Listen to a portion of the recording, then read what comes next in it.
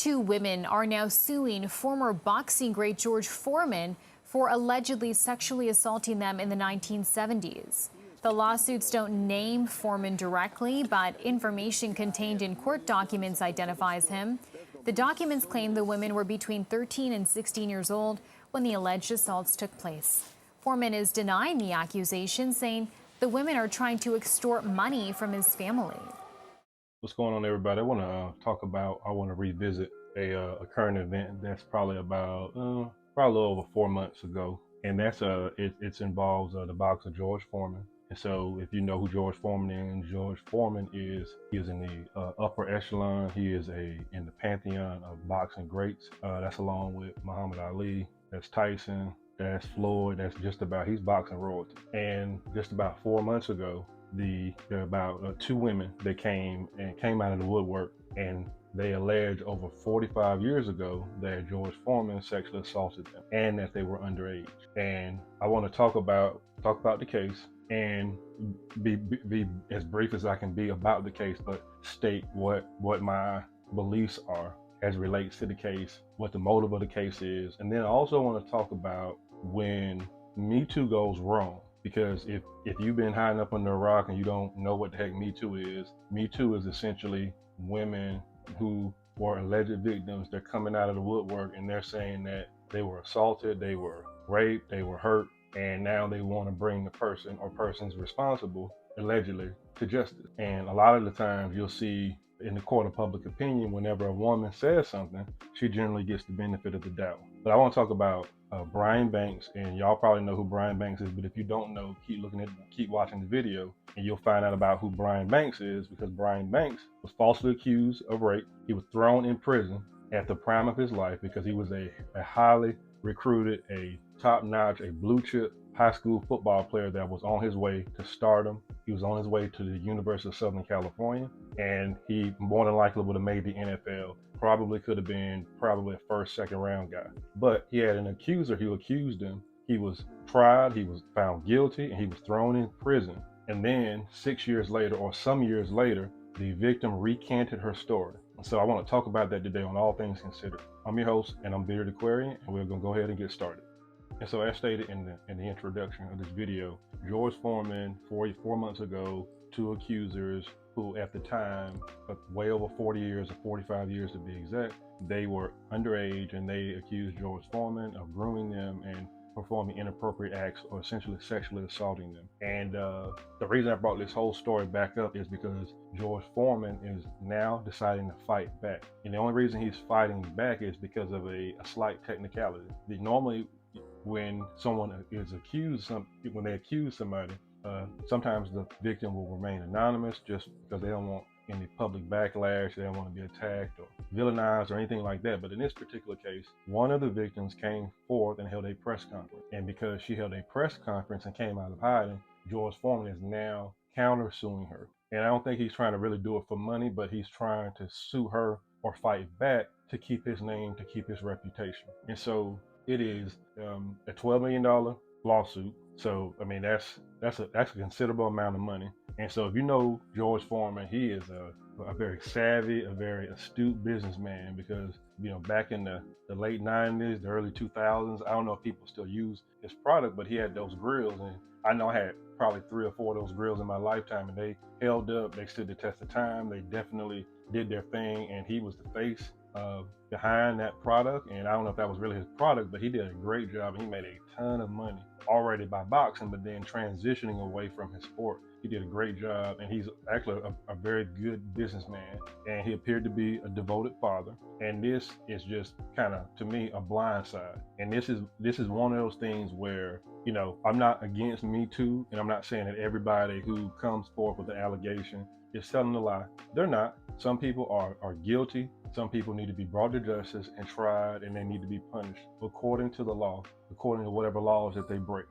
If you can't get them in from a criminal perspective, then you can go after them, obviously, in the civil court of law, and you can get a bag. Again, not everybody's lying, but it makes me, in this particular case, think that the victims, they have a shoddy case. They have a shaky case simply because you wait almost 50 years to come forward. You have nothing but your word there's no circumstantial evidence that I'm aware of, or no smoking gun or anything that's physically linking you other than the fact of it's your word against his word. And I think it's disturbing. I think that there needs to be some reform with some of these allegations, because you have women that will come forth, and again, I didn't say that every woman is lying.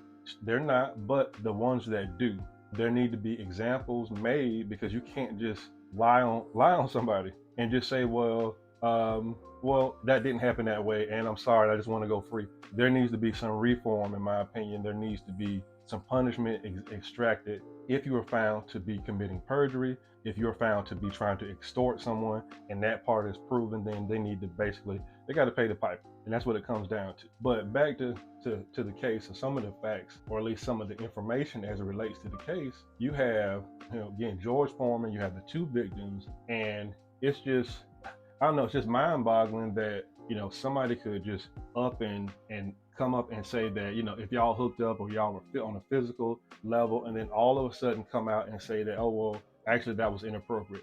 It wasn't consensual. And so then I'm certain the person that is being accused is like, well, wait a minute, it wasn't like that, right? And so regardless if you believe Bill Cosby did something, if you believe Deshaun Watson did something, if you believe whoever has been, Woody Allen, and he's a director.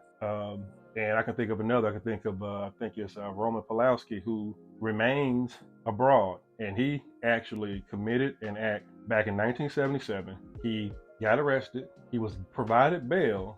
After he bailed out, he hops on a plane, goes to Sweden. To this day, has not come back to America, and won't, because he knows he will be prosecuted to the fullest extent of the law. And it's cases like that make it kind of, I guess it makes it bad for people who are actually. And what I want to do is I want to close this video out. And I want to talk about my man, Brian Banks. If you don't know who Brian Banks is, I'll go ahead and explain it for you as it relates to the subject. And Brian Banks is he hails in Southern California. He's from Long Beach, California, to be exact. And he was a very, very good football player. And he was so good that he had already decided that he was going to go to USC. And at the time, Pete Carroll, who's the current head coach of the Seattle Seahawks, had already gotten him, I believe he already signed a letter of intent, or he had given his verbal commitment to attend University of Southern Cal. And back in 2002, in the summer, he had what I believe to be a consensual sexual encounter with a Juanita Gibson. And Juanita Gibson actually went to I think the front office, or told the authorities at the school that she had been drugged or dragged, basically taken to a stairwell, that she was sexually assaulted. And nobody believed Brian, although Brian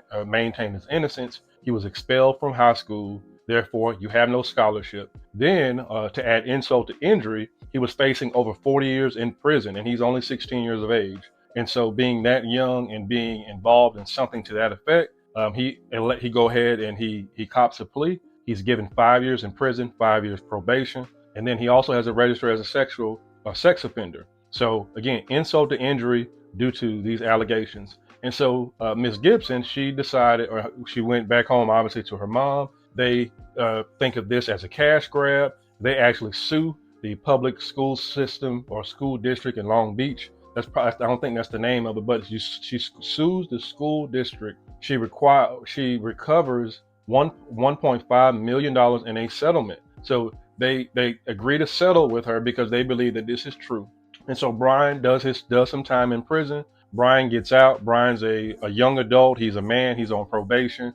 He has a register as a sex offender. But what I applaud him for is maintaining his level of persistence. He maintained his ability to adapt. And he was working with a private investigator because he was determined to change his life by clearing his name. And so ironically, he received a direct message or DM on Facebook from Wanda Gibson, out of all people. And so they begin to exchange, they begin to talk, and so they meet. And when they meet, Brian is secretly recording her with the help of the private investigator. And she actually admits on tape. Now, it's a hidden recording, so it isn't technically admissible, but she actually says that, yeah, I was telling a lie. You did not harm me in that way. Our encounter was consensual. And so they pretty much have a smoking gun. They have what they need. And they get up to the point where she agrees to talk to law enforcement. And so she reneged on her confession simply because she was so worried about having to pay that money back. And so as things materialize, as they go on through the process, they're finally able to make the determination due to the help of the California Innocence Project. And ironically, Brian's case was the very first case that they questioned, that they took back, that they got an appeal, and the facts didn't add up. So what things were said, things were corroborated, they worked against him, and then everything started to unravel. And then Brian, in May of 2012, was exonerated fully. So all charges were dropped. He didn't have to register as a sexual predator, or he could deregister. He basically cleared his name. And so he still had to wanted to fulfill his dream to play football, because again, you know, your youth is taken from you. There's one thing about being in shape and then being in football shape. And so those years took some time off of his athletic ability, but nonetheless, he was still able to receive several training camp invites from NFL clubs. He ultimately decided to go with the Atlanta Falcons. This is back in the mid 2010s, and they decide not to sign him, but he does make it all the way through preseason. So you still have to be very good on the cusp if a club is going to look at you for the duration of the preseason. That does not work out, but there's also a silver lining. I think there's two of them. He was able to use his pain to create purpose in his life, because he was able to essentially get a movie made, a motion picture, and I urge you to go take a look at it and watch it. And it stars Aldous Hodge portraying Brian Banks, and it's like I said, a inspiring movie. It's a serious subject because a lot of men have been cased up by Me Too, and Miss Gibson actually was sued by the school district, and they sued her and her estate for $2.6 million, of only $750,000 was recovered. So again, she did lie. She was punished, and I don't know her whereabouts of today, but I do know that Brian Banks,